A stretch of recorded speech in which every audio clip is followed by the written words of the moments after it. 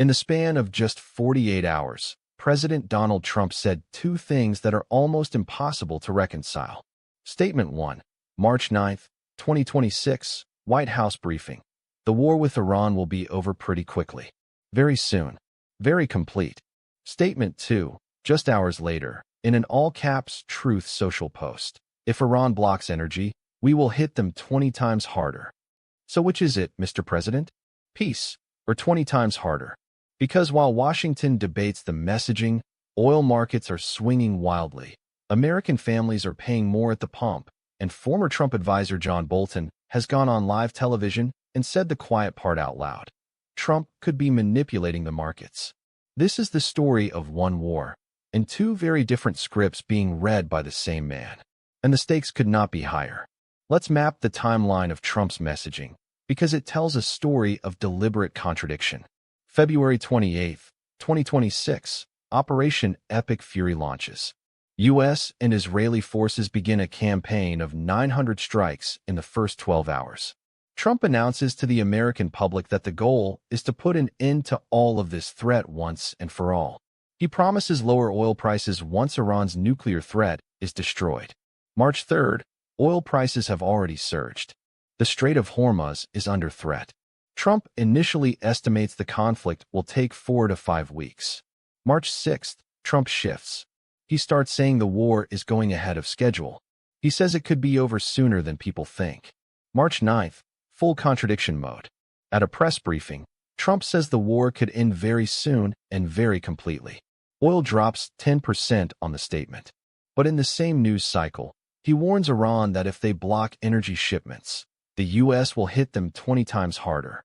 The Atlantic Council and other foreign policy think tanks have flagged this contradictory messaging as deeply concerning. When a commander-in-chief says the war is almost over and threatens massive escalation in the same breath, what signal does that send to allies, to enemies, and to markets?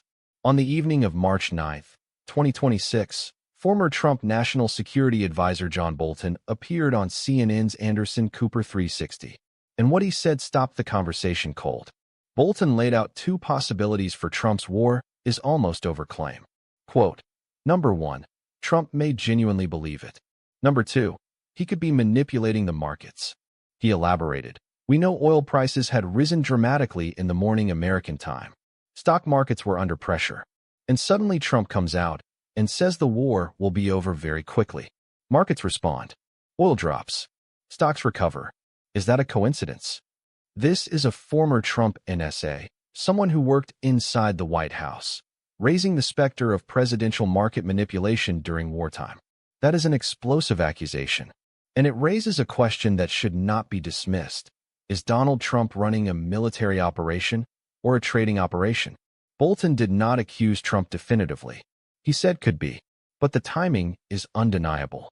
The statement came exactly when markets needed calming, and the markets responded exactly as if they were manipulated. Let's talk numbers, because the oil story in this war is extraordinary. Before the conflict began, Brent Crude was trading around $75 a barrel. When Operation Epic Fury launched on February 28th, prices began climbing. By the first week of March, with Iran attacking tankers in the Strait of Hormuz, and the strait is closed declaration by Iranian officials, oil surged toward $120 a barrel, a 60% spike in 10 days.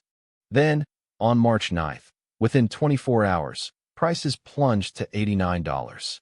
According to AOL News and oil industry trackers, this represents one of the most volatile 24-hour swings in oil market history. What caused the plunge?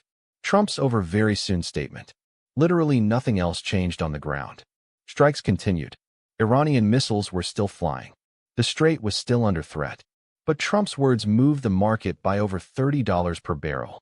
CNN has described this as an oil price shock that threatens to hurt Americans where it counts.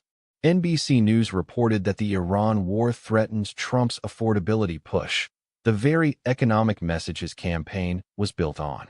White House Press Secretary Caroline Leavitt pushed back, insisting the oil price spike is temporary and that Trump's energy-dominant strategy will stabilize prices. But with gas prices already surging at the pump, American families aren't feeling temporary. They're feeling pain.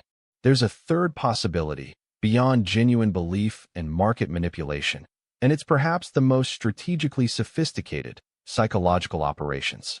Trump has deployed contradictory messaging deliberately before, most notably with North Korea, where maximum threats were followed by summit invitations. The psychological logic is this: you tell Iran the war is almost over, tempting them to negotiate. You simultaneously threaten them with 20 times harder, deterring them from escalating. You're pulling in two directions at once, and hoping one of them works. The problem? When the target is a regime that just appointed a hardline son as supreme leader, whose foreign minister just said negotiations are not on the table, the carrot may not be visible at all. Let's cut to what really matters. Trump has two audiences. He has Iran, which he wants to intimidate into surrender or collapse. And he has American consumers, who are watching their gas bills rise and wondering what they signed up for. The war over soon message is for Main Street. The 20 times harder message is for Tehran. Whether it's strategic genius or dangerous double talk will be determined by what happens in the next 72 hours. Today's question: do you think Trump is playing psychological warfare with both Iran and the American public? Or is his messaging simply contradictory and unpredictable? Comment below, share this video, and tell us, do you think this war ends in weeks, or does it drag on for months?